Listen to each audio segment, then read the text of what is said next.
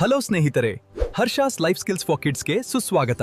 ನಮ್ಮೊಂದಿಗೆ ಪ್ರಮುಖ ಜೀವನ ಕೌಶಲ್ಯಗಳನ್ನ ಕಲಿಯಿರಿ, ಚಂದಾದಾರರಾಗಲು ಮರೆಯಬೇಡಿ. ಹಲೋ ಸ್ನೇಹಿತರೆ,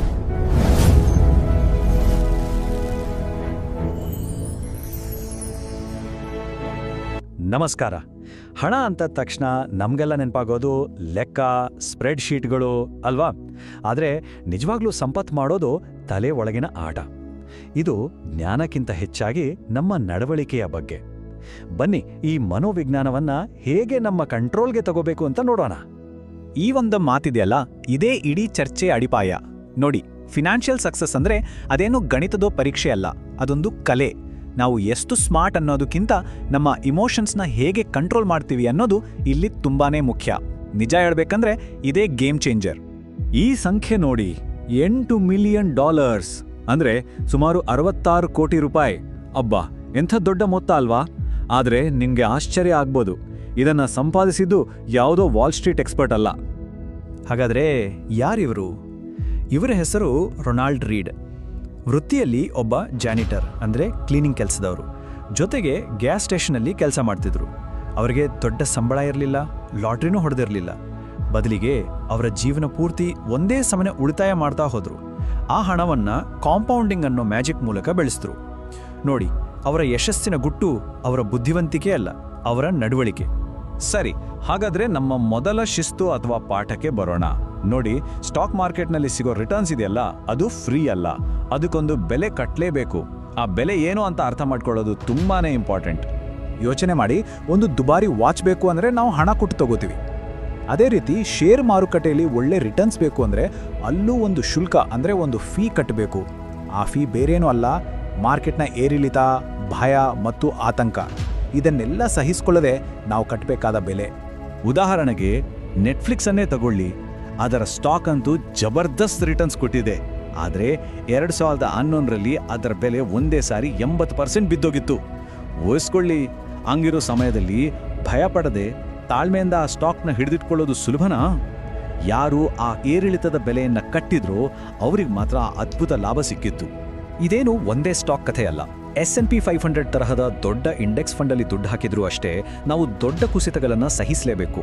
1980ರಿಂದ ಇಲ್ಲಿವರೆಗೂ ನೋಡಿದ್ರೆ ಮಾರುಕಟ್ಟೆ ಸುಮಾರು 13 ವರ್ಷಗಳ ಕಾಲ 20% ಅಥವಾ ಅದಕ್ಕಿಂತ ಜಾಸ್ತಿ ಬಿದ್ದಿದೆ. ಇದು ನಮಗಾದ ನಷ್ಟ ಅಥವಾ ದಂಡ ಅಂತ ಅನ್ಕೋಬಾರ್ದು. ಇದೇ ನಾವು ಕಟ್ಟಬೇಕಾಗಿರೋ ಅಡ್ಮಿಷನ್ ಫೀ. ಇದರಿಂದ ತಪ್ಪಿಸ್ಕೊಳ್ಳೋಕ್ಕಾಗಲ್ಲ. ಓಕೆ, ಈಗ 8ನೇ ದೊಡ್ಡ ಸವಾಲಿಗೆ ಬರೋಣ. ಅದೇನ್ ಗೊತ್ತಾ? ಬೇರೆಯವರ ಜೊತೆ ನಮ್ಮನ್ನ ಹೋಲಿಕೆ ಮಾಡ್ಕೊಳ್ಳೋದು. ಈ ಒಂದು ಕೆಟ್ಟ ಚಟ ನಮ್ಮ ಸಂಪತ್ತು ಮಾಡೋ ಹಾದಿಯಲ್ಲಿ ದೊಡ್ಡ ಅಡ್ಡಿಯಾಗಬಹುದು. ಹೋಲಿಕೆ ಮಾಡೋದ್ರಲ್ಲೇ ಅರ್ಥವೇ ಇಲ್ಲ. ಯಾಕೆ ಗೊತ್ತಾ? ಯಾಕೆಂದ್ರೆ ಯಾವಾಗಲೂ ನಮಗಿಂತ ಮೇಲೊಬ್ಬರು ಇರ್ತಾರೆ. ಯೋಚನೆ ಮಾಡಿ, ವರ್ಷಕ್ಕೆ $5 ಲಕ್ಷ ಸಂಪಾದಿಸೋ ಡಾಕ್ಟರ್ $10 ಮಿಲಿಯನ್ ಸಂಪಾದಿಸೋ ಸಿಇಒನ ನೋಡಿ ಅಸೂಯೆ ಪಡಬಹುದು. ಆ ಸಿಇಒ ಮೈಕಲ್ ಜೋರ್ಡಾನ್ ಅವರ $2 ಬಿಲಿಯನ್ ಆಸ್ತಿ ನೋಡಿ ಮುರುಗಬಹುದು. ಇನ್ನು ಜೋರ್ಡಾನ್ ಅವರು ಜೆಫ್ ಬೆಜೋಸ್ ಅವರ $200 ಬಿಲಿಯನ್ ಆಸ್ತಿ ಕಡೆ ನೋಡಬಹುದು. ಇದಕ್ಕೆ ಎಲ್ಲಿದೆ ಕೊನೆ? ಇಲ್ಲಿ ನಾವು ಕಲಿಬೇಕಾದ ಮುಖ್ಯ ಪಾಠ ಅಂದರೆ ಸಾಕು ಅನ್ನೋದನ್ನು ಅರ್ಥ ಮಾಡ್ಕೊಳ್ಳೋದು. ಅಸೂಯೆ ಇದೆಯಲ್ಲ, ಅದು ನಮ್ಮನ್ನು ಇನ್ನಷ್ಟು ಬೇಕು ಅಂತ ಅಪಾಯಕಾರಿ ದಾರಿಗಳಿಗೆ ತಳ್ಳುತ್ತೆ. ಆದರೆ ಇಷ್ಟು ಸಾಕು ಅನ್ನೋ ಅರಿವು ಬಂತು ಅಂದರೆ ನಾವು ಈ ಆಟದಲ್ಲಿ ಉಳಿದುಕೊಳ್ಬೋದು, ಜೊತೆಗೆ ನಮ್ಮ ಹತ್ರ ಇರೋದನ್ನು ಕಾಪಾಡ್ಕೊಳ್ಬೋದು. ಸರಿ, ನಮ್ಮ 3ನೇ ಪಾಠ. ದುಡ್ಡಿನ ವಿಷಯದಲ್ಲಿ ನಾವು ತಗೊಳ್ಳೋ ನಿರ್ಧಾರಗಳು ತುಂಬಾನೇ ಪರ್ಸನಲ್. ಒಬ್ಬರಿಗೆ ಹುಚ್ಚುತನ ಅಂತ ಅನ್ಸೋದು ಇನ್ನೊಬ್ಬರ ಪರಿಸ್ಥಿತಿಗೆ ಏಕ್ದಮ್ ಸರಿ ಇರ್ಬೋದು.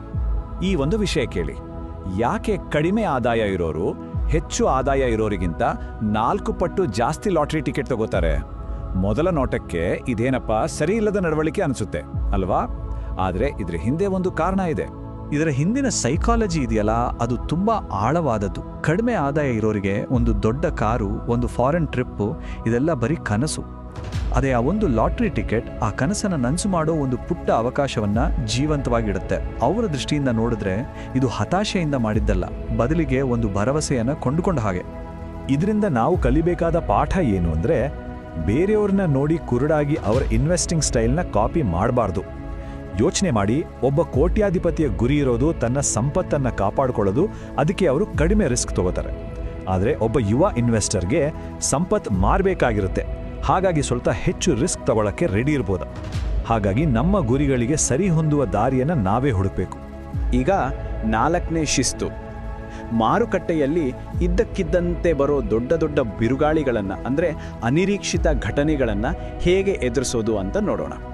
2008ರ ಫೈನಾನ್ಷಿಯಲ್ ಕ್ರೈಸಿಸ್ ಅಥವಾ ಕೋವಿಡ್-19 ಪ್ಯಾಂಡಮಿಕ್ ಇಂಥ ಘಟನೆಗಳನ್ನು ಬ್ಲ್ಯಾಕ್ ಸ್ವಾನ್ ಅಂತ ಕರೀತಾರೆ.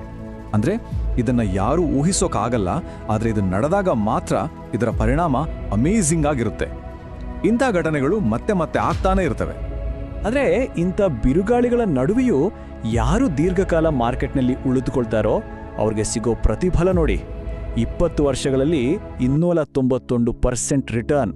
ಅಂದರೆ ಎಲ್ಲ ಕಷ್ಟಗಳನ್ನು ಸಹಿಸಿಕೊಂಡು ತಾಳ್ಮೆಯಿಂದ ಇನ್ವೆಸ್ಟ್ಮೆಂಟ್ ಮುಂದುವರಿಸಿದ್ದಕ್ಕೆ ಸಿಕ್ಕ ಫಲ ಇದು. ಆದರೆ ಇಲ್ಲೊಂದು ಶಾಕಿಂಗ್ ವಿಷಯ ಇದೆ. ಆ 20 ವರ್ಷಗಳಲ್ಲಿ ಕೇವಲ ಜಸ್ಟ್ 4 ಬೆಸ್ಟ್ ದಿನಗಳನ್ನು ಮಿಸ್ ಮಾಡಿಕೊಂಡ್ರೆ ನಮ್ಮ ರಿಟರ್ನ್ಸ್ 291%ಇಂದ 164%ಗೆ ಇಳಿದ್ಬಿಡುತ್ತೆ. ಅರ್ಧಕ್ಕರ್ಧ ಕಡಿಮೆ. ಇದೇ ಕಾರಣಕ್ಕೆ ಮಾರ್ಕೆಟ್ನ ಟೈಮ್ ಮಾಡೋಕ್ಕೆ ಹೋಗಬಾರ್ದು ಅಂತ ಹೇಳೋದು. ಬಿರುಗಾಳಿ ಯಾವಾಗ ಬರುತ್ತೆ ಅಂತ ಲೆಕ್ಕ ಹಾಕೋದು ಬಿಟ್ಟು ನಮ್ಮ ಹಡಗು ಅಂದರೆ ನಮ್ಮ ಪೋರ್ಟ್ಫೋಲಿಯೋ ಬಲವಾಗಿದೆ ಅಂತ ಖಚಿತಪಡಿಸ್ಕೋಬೇಕು. ಸರಿ, ಈಗ ಕೊನೆಯ 5ನೇ ಶಿಸ್ತಿಗೆ ಬರೋಣ. ಅದೇನು ಅಂದರೆ ನಮ್ಮ ಮನಸ್ಸಲ್ಲಿ ಸಹಜವಾಗೇ ಬರುವ ನೆಗೆಟಿವಿಟಿ ಅಂದರೆ ನಿರಾಶಾವಾದವನ್ನ ಮೀರಿ ನಿಲ್ಲೋದು. ಯಾವಾಗಲೂ ಕೆಟ್ಟ ಸುದ್ದಿಗಳು, ನೆಗೆಟಿವ್ ಮಾತುಗಳು ಯಾಕೆ ಅಷ್ಟು ಬುದ್ಧಿವಂತಿಕೆ ಮಾತುಗಳು ಥರ ಕೇಳಿಸ್ತವೆ ಗೊತ್ತಾ? ಯಾಕಂದ್ರೆ ಅದು ನಮ್ಮ ವಿಕಾಸದ ಒಂದು ಭಾಗ. ನಮ್ಮ ಪೂರ್ವಜರು ಅಪಾಯಗಳ ಬಗ್ಗೆ ಹೆಚ್ಚು ತಲೆಕೆಡಿಸ್ಕೊಂಡಿದ್ರಿಂದಲೇ ಬದುಕುಳಿದಿದ್ದು. ಅದೇ ಗುಣ ಇವತ್ತಿಗೂ ನಮ್ಮಲ್ಲಿದೆ. ಇದಕ್ಕೆ ಇನ್ನೊಂದು ಕಾರಣ ಇದೆ.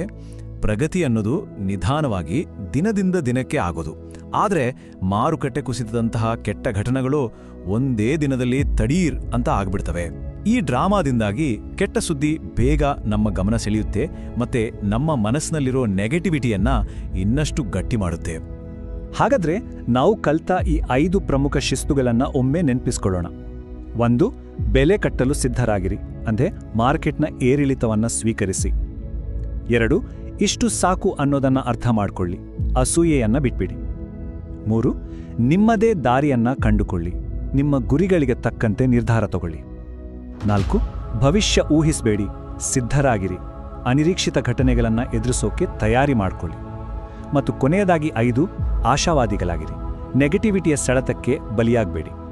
ಒಂದು ವಿಷಯ ನೆನಪಿನಲ್ಲಿಡಿ, ನಮ್ಮ ಹಣಕಾಸಿನ ಭವಿಷ್ಯ ಮಾರುಕಟ್ಟೆ ಹೇಗಿದೆ ಅನ್ನೋದರ ಮೇಲೆ ಅವಲಂಬಿತವಾಗಿಲ್ಲ. ಅದು ನಮ್ಮ ನಡವಳಿಕೆ ಬರೆಯೋ ಕಥೆ. ಹಾಗಾದ್ರೆ ಈ ಪಾಠಗಳನ್ನು ಅಳವಡಿಸಿಕೊಂಡು ನಾವು ಯಾವ ಕಥೆಯನ್ನ ಬರೆಯೋಣ?